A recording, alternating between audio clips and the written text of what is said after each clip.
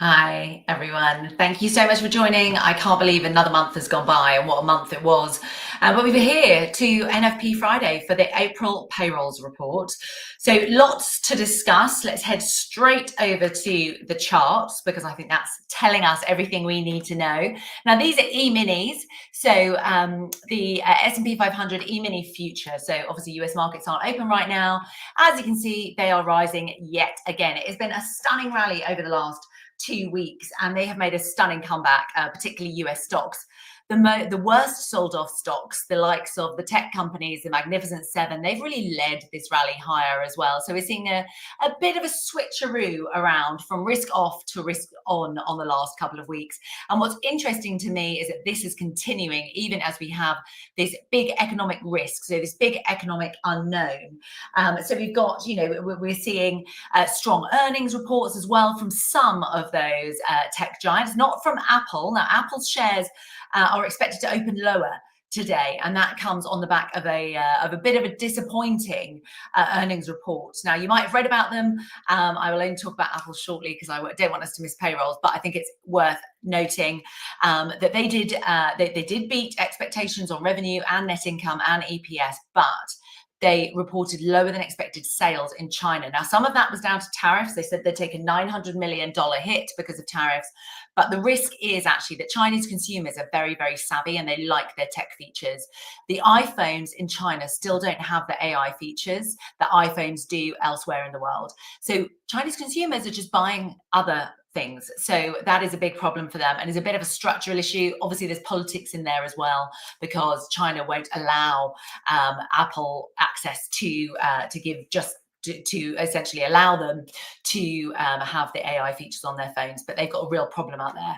And I think the risk is that's driven growth for so long that may not do in the future, and hence why we're seeing Apple come under pressure. And I say that because basically the Magnificent Seven, they're moving in different directions and they're much more, rather than moving as one unit, they're now moving on the back of their own independent and individual fundamentals. So that's why we can see stocks do really well. In the past, when everything was about tech and everything was about the Magnificent Seven, something like what's happened with Apple and Apple's results would maybe drag down the whole index. Well, that's not the case at the moment. At the moment, that's actually a bit more healthier for markets as well. But I just want to switch to this is the overall. In these overall indices, as you can see, if you just follow my arrow here, a sea of green. Just look at Europe because America and Asia are closed. There's a sea of green. Euro Stoxx index at 1.48%. The FTSE also had a really good start, up nearly 1%. So the CAC there 1.58, the DAX 1.8%. So there's a real demand for indices, even though some individual names aren't necessarily doing well. And as I showed you with the E-mini futures, here we go again. That's also higher. Now, looking at the dollar, this is dollar yen. It has fallen overall over the week, over the last 2 weeks, actually. The dollar has done really well. So it's risen about 1.8% versus the dollar. We think this is a bit of positioning, hence why it's coming off. And a lot of that positioning could reverse depending on what we get out of these numbers. Now I'm just going to switch over to this chart. Yeah, we're 2 minutes away, guys, or just 90 seconds away from payrolls. We're looking for 138. So that is quite strong. But remember, this won't really take into account any of the big structural shifts as yet. But we are looking, I think there's expectations that the main numbers could be quite weak. We've got unemployment rate remains steady at 4.2%. I actually think that will be the most important thing to look for going forward because, the pace of jobs growth is definitely slowing and that will push up the unemployment rate. So any upside surprise there, that could really freak out the markets, worried about recession risk in the US, but also risks of risks of the core economic data in the US really starting to deteriorate. Now, we haven't seen that so far this year, even though we have seen weakness in US stocks, for example. I think there's, markets are recovering because political risk premiums are falling. In essence, markets assume that President Trump is going to chicken out of these tariffs. But the proof is in the pudding, and this is one of the puddings. And we are just 20 seconds away now from non-farm payrolls. As you can see, E-mini futures not really moving. Yen, dollar still at the weakest levels of the day. Let's countdown is on. So we're just watching. So remember, 138, that's what the market's focused on. It was 228 last month in March. So here we go. Slight delay on the comment. Oh, 177. So stronger than expected. Unemployment rate, as you can see here, just follow my arrow, 4.2%. That was expected as well. Let's have a look at early earnings. Oh, they were a bit moderate, 3.8%. So overall, a very strong report. So we had private sector payrolls, again, stronger, 167. So 177K. We got the March figure revised down slightly, but I think overall this is a positive reading. And yes, there you go. Dollar has just spiked higher, as one would expect. Not a huge amount. Again, we want to look in the detail of this report. S&P E-mini futures, they haven't really moved, but I would expect them to move higher as well. And this is the 10-year yield. The 10-year yield has actually been quite subdued. If I just zoom out on that chart a bit, this is the yearly chart. Just bear with me there. As you can see, it obviously fell very sharply in April. It's come back again, but it has been quite weak recently, which is fears about growth. So it makes sense that the 10-year yield is rising on this, and that's going to lend support to the dollar. We think that this report, because it does suggest that maybe growth is going to be somewhat protected, or the US economy is somewhat resilient to these to these tariffs, then that could be good for stocks as well. But just looking at that dollar, that dollar is probably going to move higher with 10-year yields, but a real spike higher in yields there. What have they spiked from? So they have risen about 5 basis points. That's quite a decent move really on the back of payrolls. But just digging a little bit deeper into that data, into non-farms, let's see what drove them. Just bear with me here, guys. This is going to come up. Okay, so not bad at all. Is this? No, these are still the March figures. Apologies. These are still the March figures. But I would expect that what we've seen is actually a much less change in government payrolls than expected. Now, I'm just going to go into the data context. That will also help us to understand what the detail of the data is and whether or not this is a really strong report. If you'd read my note, you know that I might have been looking for a little bit of weakness here and there, but that's largely because of we were looking at transport and logistics. So let me see if I can do this very, very quickly. Otherwise, we'll go back onto the other main one. This is manufacturing jobs. Now, manufacturing jobs, they did actually decline. So I think that's really, really interesting.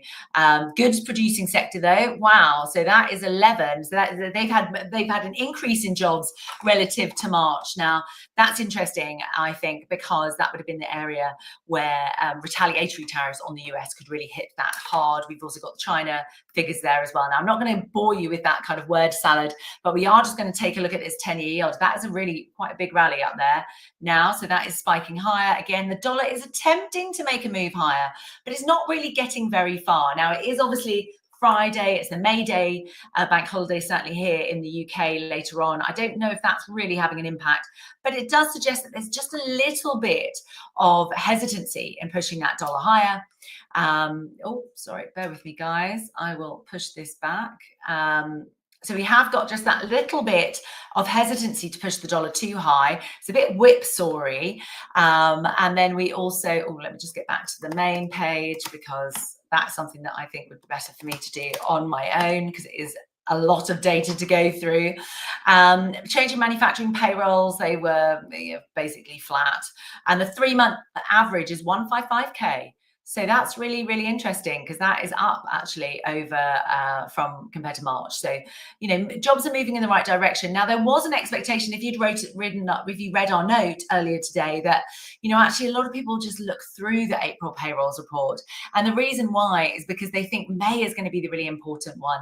But I actually think that, that this is quite telling as well. Let me just see if they have updated that chart on Bloomberg so that we know exactly what's going on. Yes, they have here. Here we go. So this is April. So we saw biggest jobs created in education and health services. Yeah, that would be kind of standard. Then we've got leisure and hospitality. Wow, that was higher by 24,000. So it doesn't look like a lot, but actually it's a decent amount, along with trade, transportation, and utilities. Now, if you'd read my note, I got that completely wrong, because I was suggesting that trade, transportation, and logistics would actually be weaker, but as it turns out, it's stronger. So government, they also created some jobs, although the Doge cuts will take time to come through. So this overall is not as weak a report as I thought. I thought we were going to see signs of weakness that would then really build up for May, but we haven't seen those signs. And I pointed out the leisure and hospitality, so that's the blue bar up here, 24,000 jobs created there, and then trade, transportation, utilities, 32,000. So that's the yellow bit in there, if you can see where the pointer is. So that is actually slightly stronger than I expected. So a bit more resilience there. And I would point out as well that yesterday we did see we actually saw some stronger than expected ISM manufacturing data. So the ISM manufacturing employment report, although it was in contraction territory, was stronger than expected. Prices paid were down. So again, just some really calming information there out of this data. So this is why it's important. It's just giving us a bit of a backdrop. And at the moment, I think the backdrop is saying, hey, the economy is okay. It's doing all right. Now, we may see weakness in May, and we may see weakness further down the line. But for now, it looks like President Trump has maybe chickened out on those tariffs. He's going to try, and he's blinked. He's going to try and form some more negotiations. He's going to try and bring those levels down. So that is really boosting equities. But I do think that the fact that the core data is holding strong is important. Now, I'm just going to show you one more chart. This is the work chart, so it's world interest rate probabilities. If we take a look there, yeah, there's pretty much just been a little bit of a decline. I'm going to see how much of a decline in the prospect of a rate cut, from the Fed when they meet next week. Yes, it just dropped from 7% to 5%. So there's only a 5% chance of a rate cut when they meet next week. Remember, the Fed does meet next week to set interest rates. They're not expected to do anything, with an expectation now. In fact, that's even been eroded as well for rate cuts in June and July. But that may be pushed out to September now. So it's interesting. Over the next year, pretty much, we're looking for about 4 rate cuts priced in because of those tariffs. Well, this data is suggesting maybe that'll be too much.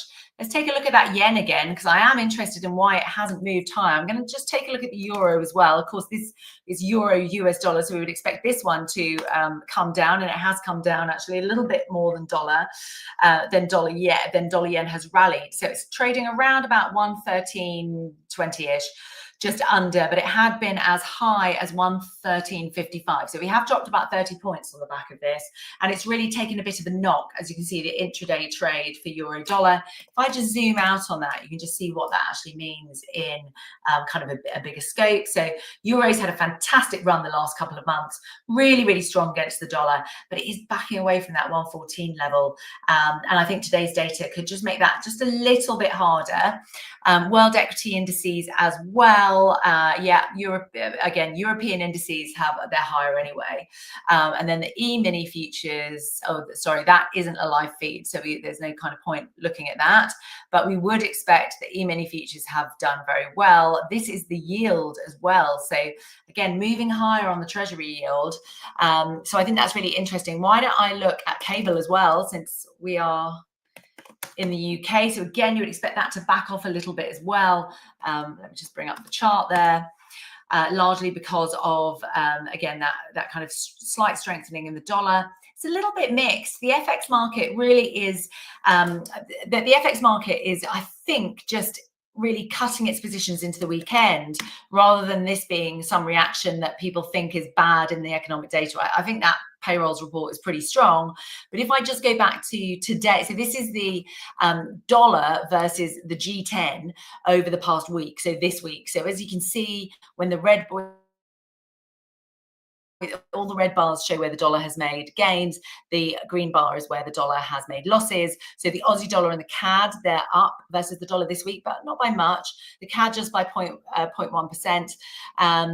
And the US dollar is the 3rd best performing currency in the G10 FX space so far this week. But look at that move in the yen already, 1.8% decline just this week, 1.14% against the pound, 0.8% loss against the euro. So to me, how I'm viewing that kind of subtle shift in the dollar on the back of that quite strong report is that the market is looking at the FX market is looking at everything that happened this week, the strength of the dollar over the week, and saying, you know what, it's a Friday. I'm not willing to put more positions on. In fact, if anything, I'm going to take a bit of profit, just because we don't know what will happen over the weekend. President Trump, the US apparently have pulled out of Ukraine peace talks. I just saw that as a headline, so I don't know what's quite going on there. And obviously, we still don't have those negotiations with China, but they do look to be making some progress. So we haven't had an actual deal between China. Again, sorry, that's not a live feed, so we have to see where that's going. But I do think, yeah, now that we're kind of getting into the groove, maybe the dust has settled 10 minutes after that report, we are seeing, again, further extension on those 10-year yields. And I would expect, if I just bring this down, that we will potentially see a little bit more dollar strength, but not by much, because again, as I said, I think by and large, everything is just kind of being peeled back a bit after quite a strong week. Just looking at you guys there, I just want to show you what Apple is doing in the pre-market, and that is a drop of 3.18% today. So markets expecting Apple to open down more than 3% on the back of those earnings reports, as I mentioned. But overall, guys, I would just like to thank you so much for joining. Please do join us next week, because I think that May report, which will come out at the beginning of June, will be really worth watching as well. So thank you everyone for joining, and speak